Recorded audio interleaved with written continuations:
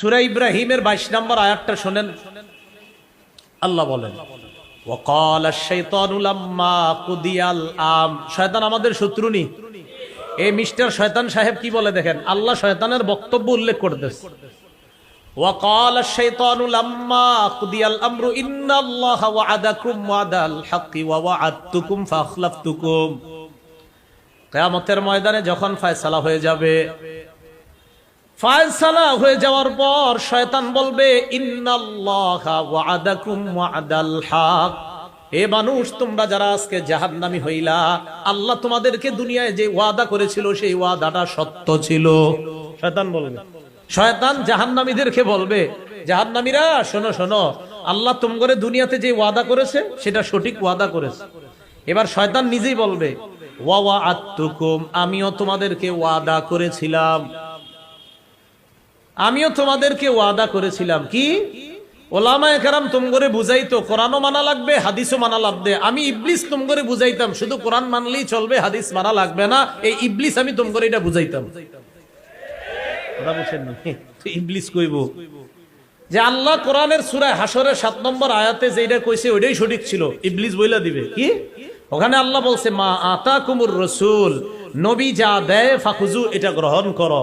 ওমা নাহাকুম আনহু ফান্তাহু, নবী যা থেকে নিষেধ করেন সেটা থেকে বিরত থাকো।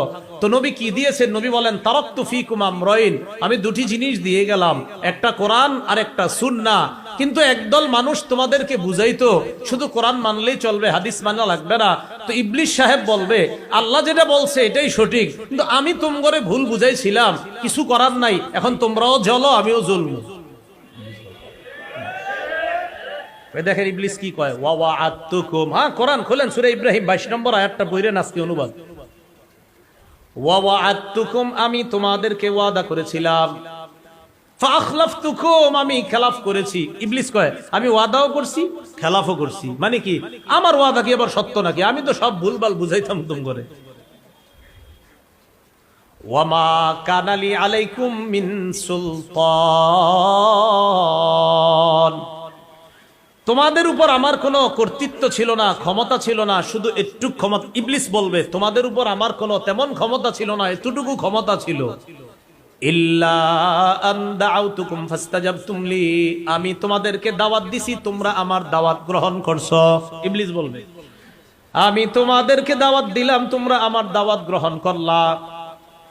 ফালা তালুমুনি, ইবলিস বলবে, আজকে আমাকে তোমরা তিরস্কার করবা না। ইবলিস বলবে, আজকে আমাকে তিরস্কার করবা না। ওয়ালুমু আনফুসাকুম, নিজেদেরকে তিরস্কার করো। ইবলিস বলবে, আজকে আমাকে তিরস্কার করো না, তোমরা নিজেরা নিজেদেরকে তিরস্কার করো। মা আনা বিমুসরিখিকুম ওয়া মা আনতুম বিমুসরিখিয়া, আজকে তোমাদের ফরিয়াদ আমি ইবলিস শুনবো না, আর আমি ইবলিসের ফরিয়াদ তোমরা শুনবা না। কিয়ামতের মাঠে ইবলিস বলবে, আমি তোমাদেরকে দাওয়াত দিয়েছিলাম, তোমরা গ্রহণ করেছো, আর গ্রহণ করার পর তোমরা পথভ্রষ্ট হইছো। কিয়ামতের মাঠে ইবলিস বলবে, আমাকে তিরস্কার করবা না, নিজেদেরকে তিরস্কার করো, আমি তোমাদের ফরিয়াদ শুনবো না, তোমরাও আমার ফরিয়াদ শুনবা না। কে বলবে? ইবলিস। তোমাদের ফরিয়াদ আমি শুনবো না, আমার ফরিয়াদও তোমরা শুনবা না। এবার কি কয় দেখেন, ইন্নী কাফারতু বিমা আশরাকতুমুনি মিন ক্বাব, তোমরা যে শিরিক করেছো ইতিপূর্বে, এই বিষয়ে আমি অস্বীকার করতেছি। ইবলিস বলবে, আমি জানি না, তোমরা বুঝো। ইবলিস বলবে, শিরিক করছো তোমরা, আমার সাথে বিভিন্ন কাজে অংশগ্রহণ করছো, শরীক হয়েছো। ইন্নী কাফারতু বিমা আশরাকতুমুনি মিন ক্বাব, ইতিপূর্বে তোমরা আমারে বিভিন্ন কাজে শরীক করছো, তোমরা বিভিন্ন অন্যায় কাজ করছো, এর জন্য আমি দায়ী না। আজকে আমি ইবলিস এই দায় থেকে মুক্ত, তোমরা বুঝো, আমারটা আমি বুঝি। জি মিস্টার ইবলিস সাহেব, উনি এগুলা বলবে।